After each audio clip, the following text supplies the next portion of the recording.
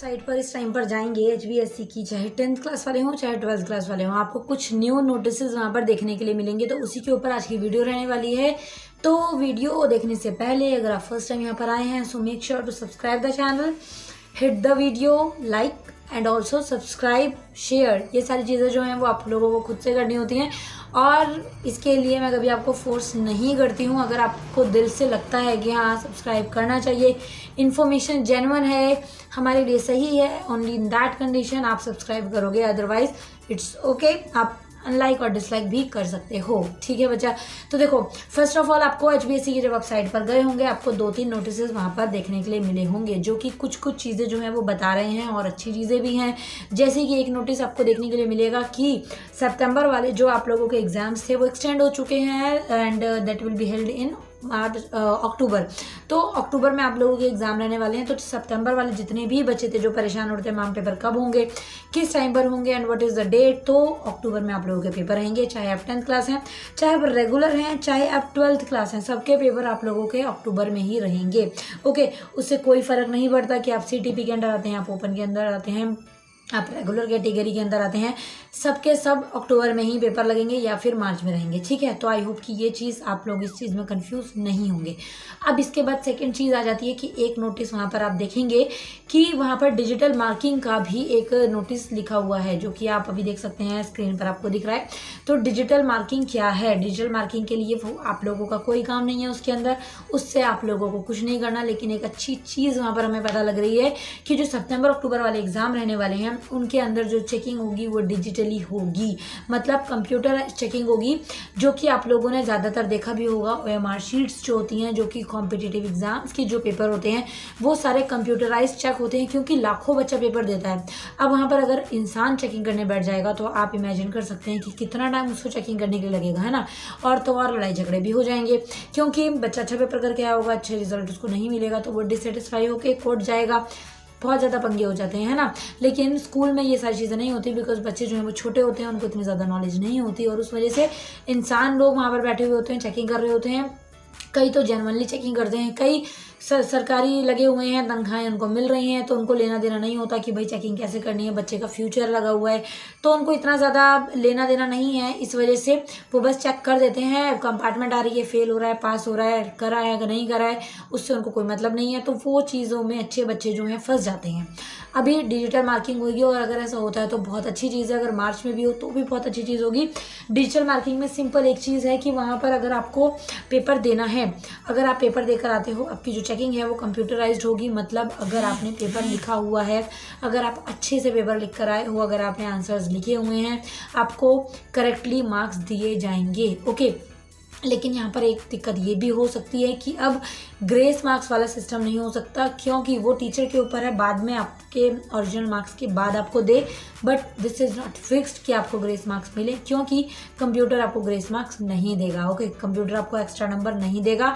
जैसे होता है ना, बोला जाता है कि भाई इंसान है तो उसके अंदर इमोशंस होंगे, उसके अंदर फीलिंग्स होंगी, but machines have no feelings and no emotions. तो कंप्यूटर को कोई लेना देना नहीं है। आपके मार्क्स अच्छे आते हैं तो भी ठीक, नहीं आते तो भी ठीक, वो तो सच्चाई दिखाएगा। ओके, वो आप लोगों के ओरिजिनल मार्क्स के साथ कोई छेड़छाड़ नहीं करेगा। तो जो अच्छे बच्चे हैं ना, जो पढ़ने वाले हैं और जिनके साथ थोड़ा सा अनफेयर होता है कि हाँ मैम हम तो पेपर देते हैं और अच्छा लिखते भी हैं बट हमारे मार्क्स अच्छे नहीं आ पाते, तो उन बच्चों के साथ जो है काफ़ी अनफेयर रहता है। तो वहाँ पर काफ़ी ज़्यादा ये चीज़ अच्छी रहेगी और बच्चे काफ़ी ज़्यादा जो हैं इस चीज़ को लेकर अब मोटिवेटेड भी रहेंगे। हाँ, कुछ बच्चों के लिए परेशानी हो जाएगी जो इस उम्मीद में रहते हैं कि भाई टीचर 2-4 नंबर एक्स्ट्रा देके हमें पास कर देगा। तो इसलिए बोलती हूँ कि एटलीस्ट उतना कर लो जिससे आप डिसेंट नंबर के साथ पास हो जाओ। ठीक है, क्योंकि उतना करने से ना एक्चुअली आपको ये रहेगा कि हाँ आपने पढ़ाई करी है तो आप कुछ लिख के आए हो, तो इसलिए एटलीस्ट थोड़ा लिखो। ऐसा नहीं है कि पूरा टीचर पर ही डिपेंड हो जाओ, वही वो हमारा। कई बच्चे होते हैं जिनके चाचा ताऊ मामा कोई ना कोई वहाँ पर लगा हुआ होता है, बट ऐसा ज़रूरी नहीं है। हमारा कोई नहीं लगा है तो हमें मेहनत करनी है, मेहनत करके ही पास होना है ना। तो अच्छे बच्चों को इतना पढ़ना है। डिजिटली आपकी चेकिंग होगी और अगर ये हमेशा रहती है तो अच्छी बात भी है, थोड़ी सी बुरी बात होगी क्योंकि टीचर्स अपनी मनमानी नहीं कर सकते और अपनी मर्ज़ी से वो मार्क्स नहीं दे सकते, कंप्यूटराइज्ड ही चेकिंग होगी, तो वो चीज़ देखा जाएगा और काफ़ी एक्साइटेड भी रहेगा इस बार का रिजल्ट जो आप लोगों के पेपर होंगे। तो इसलिए आप लोगों को अंदाज़ा हो गया होगा कि अब की बार की चेकिंग कैसी होने वाली है, तो इसलिए डिसेंट तरीके वाले मार्क्स लाने की कोशिश करना, इस तरीके से करना, टीचर पर डिपेंड मत होना कि हाँ भाई अच्छे से पेपर दे देते हैं और अच्छे मार्क्स आ जाएंगे, क्योंकि हम जो हैं मतलब कि पेपर दे रहे हैं, टीचर के ऊपर है, वो मार्क्स दे देगा, ग्रेस नंबर दे देगा, तो हमारे मार्क्स बढ़िया बन जाएंगे और उस वजह से मार्क्स अच्छे नहीं आएंगे, क्योंकि टीचर के हाथ में अब कुछ नहीं होगा। ठीक है बच्चों, तो इस चीज़ का थोड़ा सा ध्यान रखना। और एक और चीज़ जो नोटिस मैंने यहाँ लिखा भी हुआ है, हाँ एक और नोटिस आप लोगों का साइड पर आपको दिखेगा जो कि यूएमसी स्टूडेंट्स के लिए है, वो ही कैंडिडेट जो जुलाई में भी पेपर देकर आए हैं। कुछ अच्छे बच्चे भी होते हैं, कुछ थोड़े नॉटी भी होते हैं, पर्चियाँ चिट्ठियाँ पता नहीं क्या क्या आप लोग लेके चले जाते हो और पकड़े जाते हो। तो जो भी स्टूडेंट पकड़े गए हों, जिनके साथ भी ऐसा कुछ हुआ हो, जो भी भाई अब मेहनत करी थी फिर भी हम फंस गए, हमारी गलती नहीं थी, हमारी गलती थी, हम चिट लेके गए थे, पकड़े गए, जो भी रीज़न हो वो आप लोगों के अपनी मर्ज़ी है, लेकिन लिस्ट आ गई है बोर्ड पर, तो आप लिस्ट देख सकते हैं। और जिन भी बच्चों को उसमें नाम है, आपको 25 सितंबर, यस 25 सितंबर को आपको बोर्ड जाना है, सुबह 9 AM आपको वहाँ पर हाज़िरी देनी है। वहाँ से आपकी थोड़ी पूछताछ होगी और उसके बाद में उसके अकॉर्डिंग आपकी कार्रवाई चलेगी। ठीक है, इसमें ज़्यादा डरने की ज़रूरत नहीं है। ठीक है, आप लोगों को ज़्यादा कुछ नहीं करते, वो लोग सिंपल आपसे पूछेंगे कि हाँ भाई क्या कर रहे थे, और लड़ाई झगड़ा और चिट्ठियाँ पर्चियाँ क्या लेके गए क्या नहीं लेके गए, पढ़ाई आती थी और लर्न था नहीं था, चीटिंग पर डिपेंड थे, पूछते हैं आपसे, तो आपको थोड़ा सा अच्छे बच्चों की तरह रिस्पांस देना है कि हाँ भाई मैं पढ़ के गया था सर, लेकिन वो मेरी पर्ची नहीं दी, ऐसा ऐसा करके आप लोगों को खुद को निर्दोष साबित करना है। ठीक है, अब हो गए तो करना ही है, नहीं हो गए तब भी थोड़ा सा कर लेना, क्योंकि साल बच जाएगा, वरना वो यूएमसी आपकी कट जाएगी और उसके बाद आपको थोड़े से और चक्कर काटने पड़ सकते हैं बोर्ड के, तो इसलिए उस चीज़ का थोड़ा सा ध्यान रखना। ओके बच्चा, और तो वहाँ पर कोई नोटिस नहीं है, 2-3 ही नोटिस थे, एक साइट वाला और मतलब कि डिजिटल मार्किंग वाला, और उसके साथ में यूएमसी लिस्ट जो आपकी आई है वो चेक करनी है। यूएमसी कैंडिडेट की जो अब हाज़िरी लगने वाली है, जो कि 25 सितंबर को आपको जाना है, उस चीज़ के बारे में। ओके, और बस और एक्सटेंड के लिए थी, जो अक्टूबर में अभी डेट एक्सटेंड हो गई है। कुछ बच्चे कमेंट सेक्शन में कमेंट करते हैं कि मैम पेपर अब अक्टूबर में होंगे क्या, फिर मार्च में रहेंगे, तो इसमें मैं आप लोगों को बोलूँगी कि अक्टूबर में होंगे। ठीक है, मार्च में तो दोबारा भी होंगे, लेकिन सितंबर अक्टूबर में एक सेशन होता है कंपार्टमेंट वालों का, तो वो रहेगा। तो आप लोगों को अच्छे बच्चे की तरह तैयारी करनी है, ऑफिशियल वेबसाइट के ऊपर नज़र रखनी है, बाकी चैनल पर भी रहिएगा, जो जो अपडेट रहेंगी वो मैं आप लोगों को साथ के साथ बता देती हूँ। बाकी जो डाउट हो, कुछ ना समझ आए, इंस्टाग्राम, टेलीग्राम, कमेंट सेक्शन, कहीं पर भी जहाँ कंफर्टेबल हो वहाँ पर डाउट पूछिए। ठीक है, वहाँ पर अपने क्वेश्चंस करिए और ट्राई करिए कि जो चीज़ें मैं बताती हूँ उन चीज़ों को ध्यान रखो। ठीक है, क्योंकि कुछ चीज़ें होती हैं वैसे जो सब लोग नहीं बताते हैं, कुछ चीज़ें ऐसी होती हैं जो हम सबसे शेयर नहीं कर पाते हैं, कुछ चीज़ें ऐसी होती हैं जो हम कहीं क्वेश्चन नहीं कर पाते, कि उस चीज़ को क्वेश्चन करने में हमारी बेइज्जती हमें फील होती है कि यार सामने वाला क्या सोचेगा।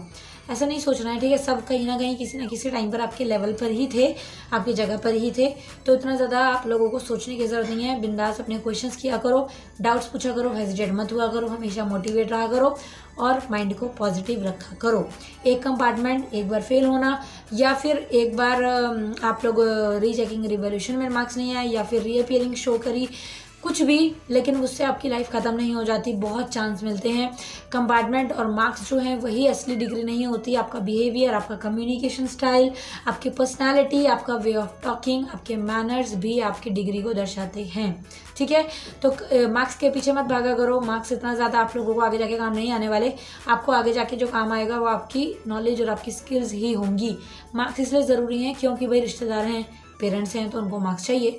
तो 12वीं तक इतनी मेहनत कर लो कि एक डिसेंट परसेंटेज रहे बस आप लोगों की। ठीक है, जो आप किसी को बताओ तो आपको शर्म फील ना हो, दैट्स इट। ठीक है, इसीलिए तो परसेंटेज लेते हैं। कोई हमें परसेंटेज का कुछ अचार नहीं डलता है आगे जाके कि हाँ हमें किसी इंटरव्यू में गए वो पूछें 10th में कितने परसेंट थे, 12th में कितने परसेंट थे। वो सिर्फ हम बताते हैं, वो पूछते नहीं है। वो आपको ये पूछते हैं कि आपको कंप्यूटर आता है, आपको पीपीटी बनाने आती है, आपको इंग्लिश में फ्लुएंसी बात करना आता है, आपको ग्रामर की स्किल्स पता है। तो ये चीज़ें पूछी जाती हैं आज के टाइम में। ठीक है, तो आपका स्किल्स देखी जाती हैं और आने वाले मॉडर्न टाइम के अंदर स्किल्स और नॉलेज ही जो है वो प्रेफर की जाएंगी, ना कि आपकी डिग्री और परसेंटेज। ओके, अब इन बातों को ज़्यादा दिल पर मत ले लेना कि हाँ डिग्री तो मैटर करती है तो पढ़ाई छोड़ दो। 12th तक एक डिसेंट परसेंटेज लेकर आनी है। डिसेंट परसेंटेज अबव 65% होती है उससे ऊपर जितना मर्जी भी लेके आओ अच्छी बात है, लेकिन उससे नीचे मत लेके आना। तब तक मेहनत कर लो। कॉलेज में फिर अपना राज है, आराम से पढ़ाई करना, मज़े करना, मस्ती करना, आवारागर्दी करना, जो करना है करना, ठीक है। साथ साथ बने रहना, जो भी डाउट हो पूछते रहना, मैं आप लोगों को साथ साथ अपडेट देती रहूँगी, जो भी मुझे लगेगा जो आप लोगों को भी शेयर करना चाहिए। ओके, नेक्स्ट वीडियो मिलते हैं। चैनल को सब्सक्राइब, बेल आइकन को प्रेस और वीडियो को लाइक और शेयर करना। Thank you so much for watching. Bye bye.